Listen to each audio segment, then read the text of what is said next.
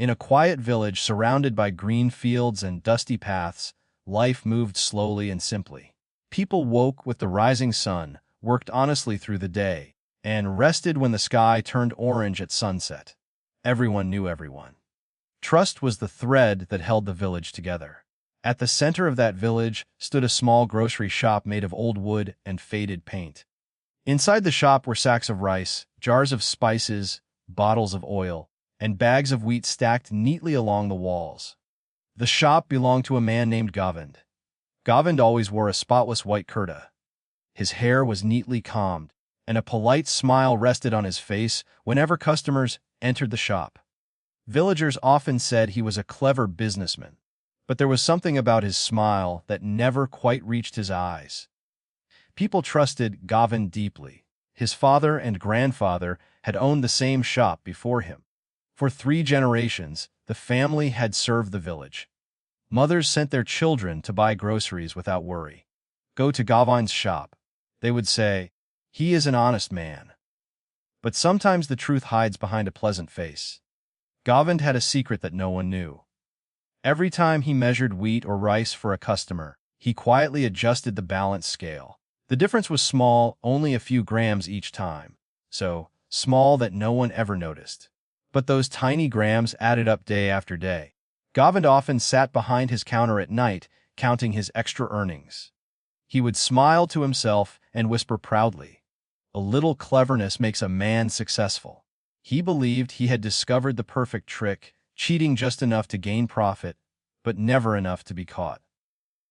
Years passed this way. On the edge of the village lived a poor farmer named Ramu. His house was small and made of mud bricks.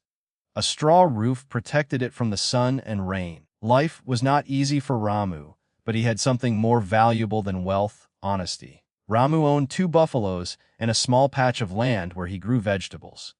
His wife, Kamla, was known across the village for making the most delicious butter anyone had ever tasted. Every morning before sunrise, Kamla would milk the buffaloes and churn the fresh cream into butter. The golden butter smelled rich and pure. Ramu would place exactly 1 kilogram of butter into a clay pot. Then he wrapped the pot in a damp cloth to keep it cool and tied it securely to the back of his old bicycle. From his home to Govind's shop was a journey of 3 kilometers. The road was dusty and uneven, but Ramu rode his bicycle faithfully every single day. When he reached the shop, Govind would greet him with his usual smile. "Ah, Ramu! You've brought the butter again." Ramu would nod politely and place the clay pot on the counter. Govind would then give him 1 kilogram of wheat in exchange. Neither man talked much. The transaction was simple and quiet. Butter for wheat. This arrangement continued for 5 long years. Every morning the same routine repeated itself. Ramu delivered butter. Govind gave wheat. Neither man questioned the other. But greed is a strange thing.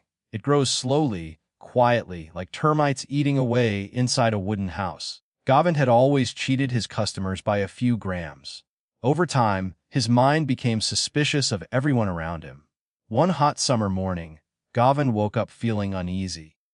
He sat inside his shop staring at the clay pot Ramu had just delivered. A thought crossed his mind. "What if that farmer is cheating me?" he muttered. He looked at the pot of butter again. Perhaps the butter isn't really a full kilogram. Perhaps he has been fooling me all these years. The idea grew stronger in his mind until it turned into anger. After Ramu left the shop that day, Govind placed the butter on his weighing scale. The metal plate tipped slightly. Govind leaned forward and looked closely at the measurement. The scale stopped at 900 grams. For a moment, Govind stared in disbelief. Then his face turned red with rage. "Thief!" he shouted loudly. "That farmer has been cheating me." His anger burned like fire. "For 5 years he has been robbing me," he yelled. Without wasting another moment, Govind stormed out of the shop and marched straight toward the center of the village. Under a huge old peepal tree, the village council often gathered to settle disputes. The elders of the village discussing matters of justice and harmony. Govind arrived breathless and furious. "I demand justice!" he shouted.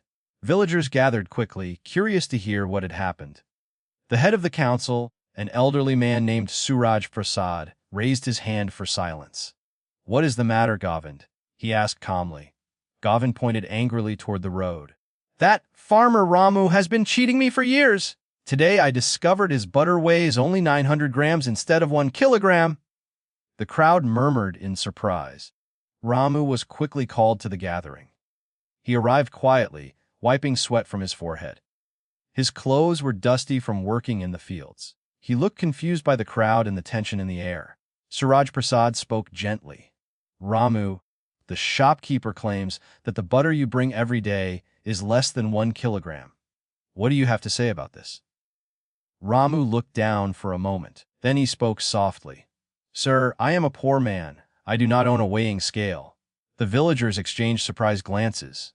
Govind laughed sarcastically. "Then how do you measure your butter?" he demanded.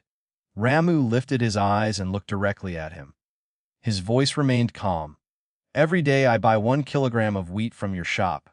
The crowd listened carefully. "I take that wheat home and place it on one side of my balance." He paused briefly. "Then I cut butter until it matches the same weight." Silence spread across the gathering like a sudden wind. Ramu continued quietly.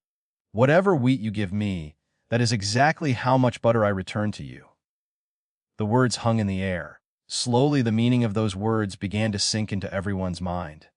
If the butter weighed only 900 grams, then the wheat Govind had been giving must also have been 900 grams. The crowd gasped. All eyes turned toward Govind. His face turned pale. He could not speak. The truth had exposed him. For years he had been cheating customers by giving less grain. And without knowing it, Ramu had simply been returning the same weight of butter back to him, gram for gram. The silence was heavy. Suraj Prasad slowly stood up. His voice was firm and powerful. "Govind," he said, "you tried to accuse an honest man." Govind kept staring at the ground. "You dug a pit for someone else," the elder continued. "But you forgot that the same path leads back to you." The villagers watched quietly. "But cheating others, you have cheated yourself." Govind felt the weight of shame pressing down on him. His clever trick had finally caught up with him. The council quickly made its decision. Govind was ordered to repay Ramu for 5 years of lost grain. And, because he had broken the trust of the entire village, he was asked to leave. The punishment struck harder than any insult. Trust once broken is difficult to repair. Within a month, Govind packed his belongings and left the village quietly before sunrise. No one came to say goodbye. The shop that once stood proudly in the center of the village remained closed. Meanwhile, life slowly returned to normal. Ramu continued working on his farm. Every morning Kamla still churned fresh butter. Their life remained simple, but peaceful. The villagers never forgot what had happened. The story was told again and again to children sitting beside evening fires. It became a reminder that honesty is not just a virtue, it is protection. Because life has a strange way of balancing its scales. A person may cheat today and escape punishment tomorrow. But eventually, the truth always finds its way to the surface. Like a shadow following every step, our actions walk beside us. The world reflects what we give to it. Kindness returns as kindness. Cruelty returns as suffering. And dishonesty returns as shame. The lesson from that small village traveled far beyond its dusty roads. People realized something important. Success built on deception is like a house built on sand. It may stand for a while, but the first strong wind will bring it crashing down. But a life built on honesty stands firm like a tree with deep roots. Years later, when villagers passed the old shop building, they would remember the day truth revealed itself. They would remember how a poor farmer with no scale had unknowingly held up a mirror to a dishonest man. And they would smile softly, knowing that the universe has its own quiet justice. Because in the end, every action we take becomes the measure by which we ourselves are weighed. What we give to the world always finds its way back to us, sometimes slowly, sometimes suddenly, but always without fail. Just like the shopkeeper who believed he was clever, until the day karma measured him with his own scale.